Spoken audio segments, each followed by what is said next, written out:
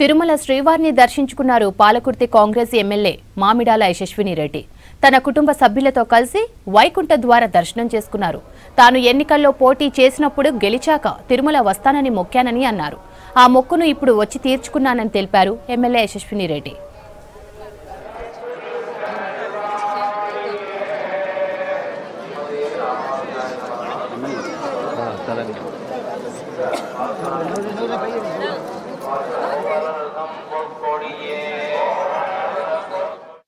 ఈరోజు గెలిచిన తర్వాత తిరుపతికి వస్తామని అనుకున్నాము. అట్లనే కాకుండా తిరుపతికి ప్రతి సంవత్సరం వెళ్తే మంచిదని కూడా అనుకుంటున్నాము.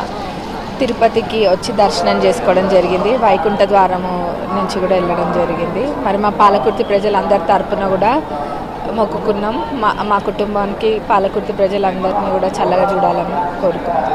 మేము అనుకున్న పనులన్నీ మేము మా నియోజకవర్గానికి చేయాల్సిన పనులన్నీ కూడా చేయాలి. అది ఆ దేవుడి అనుగ్రహం.